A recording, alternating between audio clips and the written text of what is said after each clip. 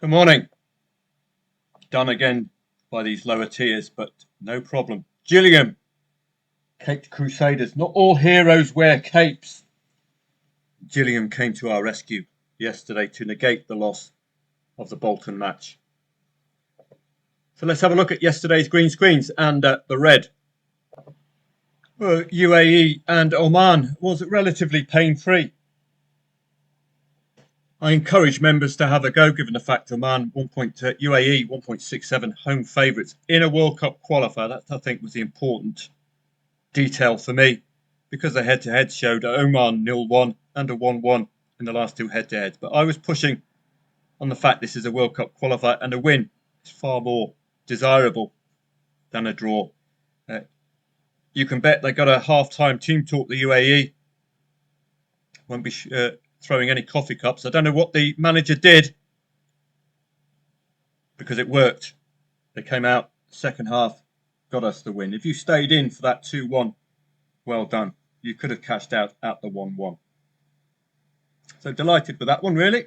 Morton and Partick, yet again lining myself up for a whopping 194 if second in the league Partick Thistle could get the win. But no, they did get the 1-1. Could have played Partick +1 to guarantee yourself a better return. But I like these kind of setups, because when they do come in, give yourself a nice pat on the back. We're not losing, and we're setting ourselves up for a three-figure profit. Gillingham and Cheltenham. God bless you, Gillingham. If you looked at the in-play stats for Gillingham, one-way traffic. How they didn't score. I was so convinced they would score, I got involved in the first half markets. That's how convinced.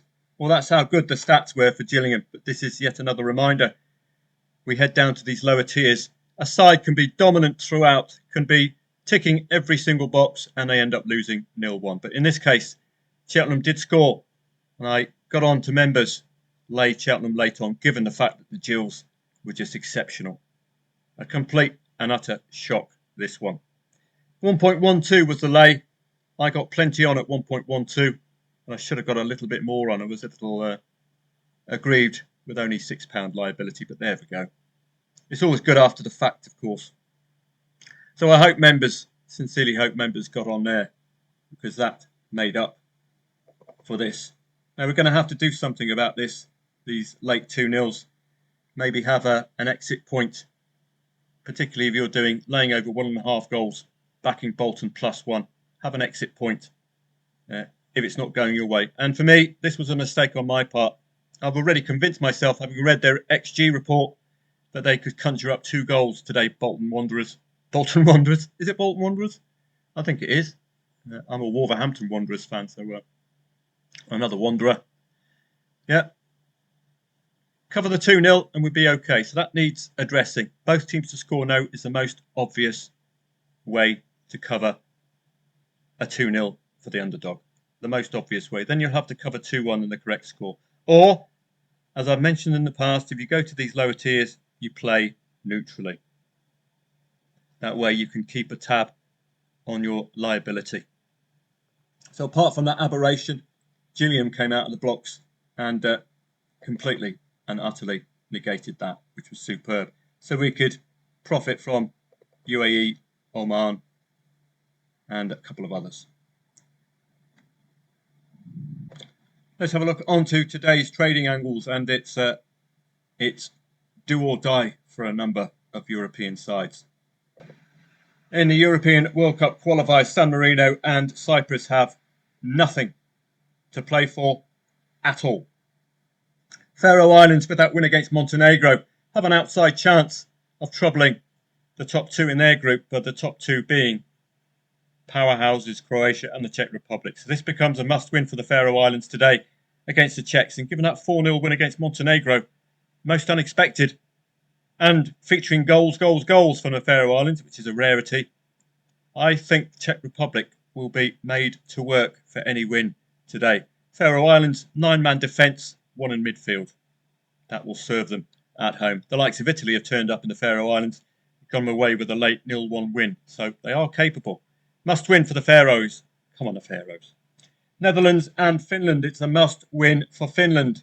They must take points off the Netherlands. It's as simple as that. With their win against Lithuania, they've got a good chance, but they've got to take points. The Finns. They've got to take points, and they've got to be found as well. Here they are.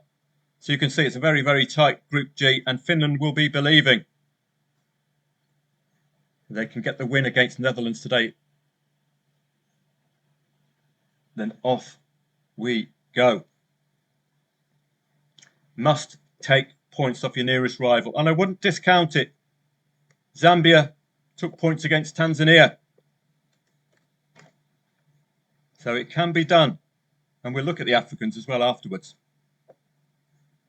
Let's look at the Africans now, because there's only really 2 matches of importance. A lot of the work has been done, but I would be looking at Zambia have to win against Niger, like they did against Tanzania. Had to win. Niger are above them as well in the group, so they have to take points off them. Come on, the Copper Bullets. I was born in Zambia, and if they go to the World Cup qualifiers, I'm going to see if I can turn up and support the mighty Zambia in their first World Cup final. So really, Ghana, Comoros, Mali and Madagascar are the ones to focus on in their groups. They've got a lot to play for them. You can see a lot of the arrows turning up now, which means you ignore these teams, Egypt, Burkina Faso. They've already done the job. They won't be busting a gut today, that's for sure. Let's look at Ghana's group, and you'll see that it is competitive enough, particularly for Comoros and Mali. If we've got a couple of matches left, then it is a go for Comoros and Mali. Comoros, with a win, gets them to 18 points. Now, they don't have this arrow just yet, but they do look comfortable. A 4-point gap is significant, isn't it? It's a win and a draw. So, as you can see, it must take points off your nearest rival for Comoros. Similar story for Mali against Madagascar. Mali must take points off Madagascar. Otherwise, Madagascar will be sitting comfortably in the top 2. If Mali get the win today, 1.75 home favourite and all. If they get the win today, that will take them to 18 points. So that's why I got those 2 starred. Netherlands against Finland we've already looked at. Scotland, Belarus. What a great opportunity for the Scots. Having done the hard work against Greece, they have the minnow in the group. Please don't cock this one up, Scots. Please. I would expect a 2-0 win today. I wouldn't expect them to go on a goal fest. Their expected goals is awful. The 2 goals starting off against Greece were from flooding that defence, flooding that penalty box from a set piece, just winning the first and second balls and whacking it in the goal. It always helps when you have a Bruce Grobbel, a goalkeeper, against you as well, who didn't let a ball go out of play, tried to hold on to it, slipped out of his wrist, and the tattooed Messiah, making it 3-1 for the Scots. Must-win territory for the Scots, likely to be putting the fans through the ringer this afternoon. To be a Scotland fan, my goodness. Croatia and Gibraltar, well, obvious. And it is must-win territory now for both of these 2 teams, Denmark and Greece, because of the Scots' solid performance. Greece have to win. They are a team brimming full of talent.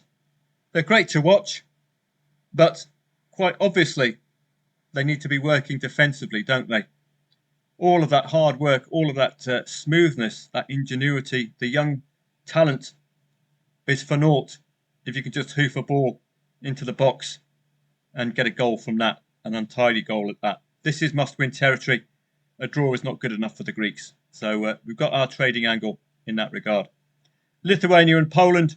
Poland must get the win today. Lithuania, you saw them a bit stubborn against Finland, kept Finland to very low numbers from their expected goals. Their goals coming second half. Poland are not the best side in the world for the expected goals. Even with Robert Lewandowski up front, they do struggle in their matches, but you wouldn't expect them to put a foot wrong in this particular match. Romania and Austria. We're getting to the stage now for Austria where they're near enough done the job in their group. Let's have a quick look. As you can see, 15-13. Romania, depending on how many matches are remaining, Romania must take points off Austria. That will get them to double figures and then be within a win of Bosnia-Herzegovina. But I'm not expecting Bosnia to suddenly start losing 2 consecutive matches to help Romania out. Elsewhere, Spanish La Liga 2. I won't be researching this today. I will be reacting in play to what happens. We can have a quick look at soccer stats for La Liga 2, just to see if you've got any potential angles. Soccer stats extremely useful, as you know. So let's just take a look at the recent form. Albacete against Quetta. And both teams are in unbeaten form since the 15th of September. So you can't discount that. Albacete away from home have 0-0 in them. Quetta had a 0-0 in the last away. So do be careful. That 0-0 might be in play if it's 0-0 at half time, particularly if you're relying on getting a 1-0 win. So that is a little worrying for any 2.5 goal players, but it's contrasted markedly by Albacete's 2+ goals. So the challenge table, I think, will reveal where these two are relative to each other. I know there's only a small sample of matches, but it will give you an indicator of where these two are. And they're right bang smack in the middle, totally and utterly lacking form lines, aren't we? But Quetta, against the teams above them in the league, can concede 3 goals at least. And when you've got Albacete scoring 2 against Racing Santander, 2 against Valladolid, 2 teams higher than them, you suspect Quetta might be in a spot of bother. 3, 3, 4 goals. So that would be a potential angle in there today. A fascinating match, this one. Eibar and Castellón. We've got 3 consecutive home wins and a draw for Eibar, so they do like playing at home. But we've got a Castellón on a 3-match winning streak, and you saw with Longford Town beating 1.47 favourites in Ireland. You don't discount momentum. 3 goals scored. They got 3 in the locker, Castellón, but mostly at home. Possibility of a goal before half-time if they can continue this excellent record going, Castellón. But where are these two relative to each other on the challenge table? Although I don't think the challenge table is of much use until it fleshes out. Again, mid-table mediocrity, 10th against 11th. And again, look at the huge gaps in form, which is endemic of this early part of the season. You can't get real form lines. But Eibar are beating all teams above and below them. They look confident at home. So that would be a potential angle. The fact that Castellón, against the top 17 away from home, haven't scored that second goal could be a potential angle in today. But 2.35, the favourite, does warn you. It's a bit of a toughie to call. So let's have a look at some of the other matches in La Liga 2. Just a quick. Sporting Gijón and Racing Santander. Racing Santander having an exceptional season so far. Now this is a good exercise, researching matches without knowing who the favourite is. Because that way you're not biased. And if your conclusions agree with the market, then you're up and running.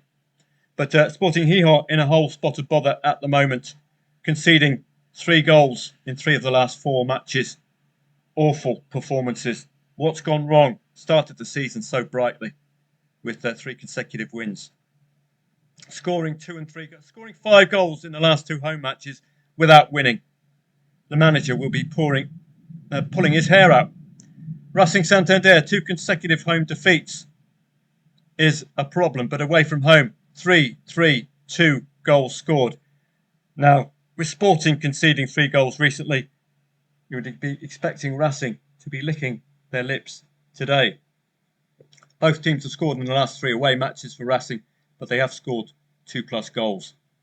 So this could be a good, fun match. Could be a good trading vehicle if Sporting Gijón keeps scoring and conceding and losing against the top 11. Racing Santander, well, where Sporting are in the league, they are benefiting greatly, aren't they? Against 11th and lower, 3, 4, 3, 2, 3, 2 goals scored. Very, very consistent. So that, for me, I would be favouring Racing Santander there, even though they're not favourite at all. 3+ goals. Do expect from Sporting Gijón. Could be a new manager, perhaps.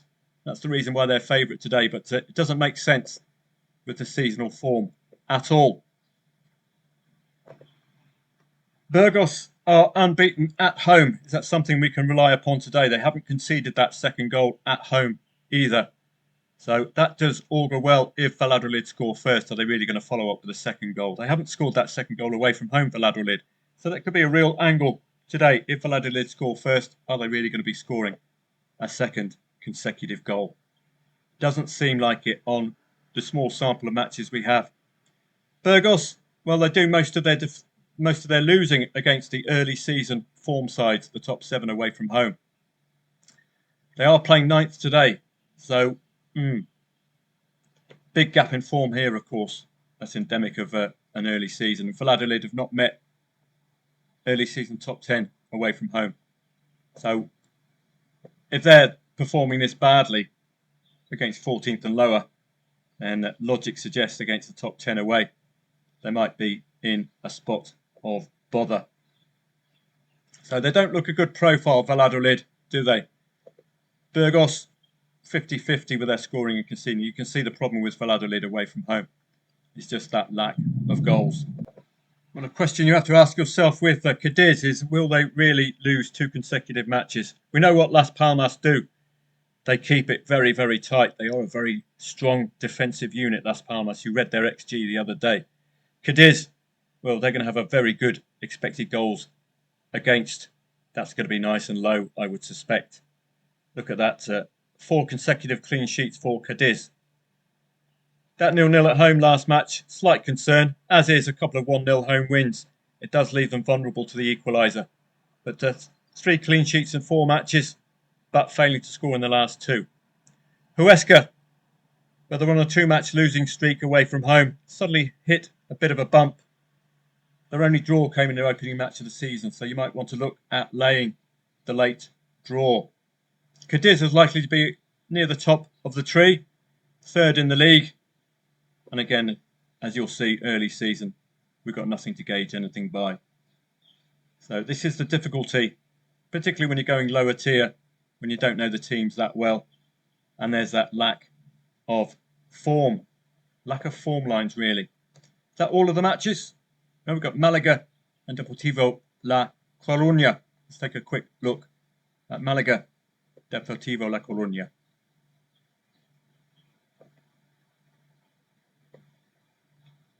There is a malaise going on in Malaga. Have they been on the Cuevases a bit too much?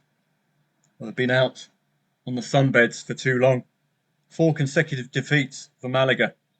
That is a concern. Or have they just been meeting solid sides early? You can see Cadiz and Racing are in the top 3. So that could be a reason for Malaga's recent malaise. It started so brightly, keeping it tight at home. But only a 0-1 defeat at home, a single 0-1 defeat against a top 3 side. They're meeting another quality side today in Deportivo La Coruña, who are, I think, top 2. So with that Cadiz loss in mind, you might want to expect the same from Deportivo, particularly as they've only scored that single goal in the last 2 matches. Unbeaten, as you can see. They do allow teams to score away from home. Both teams have scored in the last 4 matches. So I would be favouring Deportivo here in what could be a tight match where Malaga will be looking to keep a lid on that defence. If they've already lost to the top 3 without scoring, you can infer that Deportivo La Coruña will have a good shout here, particularly given they suddenly start winning against 16th and lower, and they play 20th today. So firmly with Deportivo La Coruña, despite the fact the market's not firmly with them at all. This is going to be a defensive stranglehold for Malaga. Given the must-win element of a lot of these European games, I don't think expected goals pre-match will be of any great use to us. But let me just take you through a way that you can use artificial intelligence to just create a précis for you of the teams involved. So this is the expected goals freely available at xgscore.io for the World Cup qualifiers. I've gone to the advanced section here. I take a screenshot and I ask ChatGPT to just give me a quick précis of the overperformers and underperformers. So let's have a look. The majority of these aren't playing today. Portugal's expected goal dominance, large positives, scoring well above expectation. France, high expected goals, so it's the usual crew, isn't it? Big goals tally relative to expected goals. That's a surprise, isn't it? Because normally with the English, it's a clinical 1-0, 2-0s. Spain consistently exceeding their expected goals by +3-4. So very, very solid in attack. Turkey outperforming their expected goals, possibly unsustainable. And we saw them have a little bit of a crash in their last match. The underperformers, well, no surprise to see the Irish there. Norway, high expected goals, but a fewer actual goals. So even though they got 3 goals before half-time in the last match and they'd be scoring 4 for fun, ChatGPT expects Norway to be even more clinical than they are. Take the ponytailed Messiah out of it as well, and they might be a little wanting. Denmark playing today are creating enough chances, more than 1.8 expected goals a game, but not scoring at the same rate. That will be music to Greece's ears today, won't it? Switzerland, good expected goal profile, especially in possession games, but lagging output. Ireland, well, we all know the Irish problem. Expected goals is limited to a single goal a game, really, and they're still struggling to score that single goal. It's just an awful position to be in. You can keep the Portuguese quiet for the vast majority of the match and get nicked late on, and all the work is for naught. Sweden, underperforming, good shot creation, poor finishing.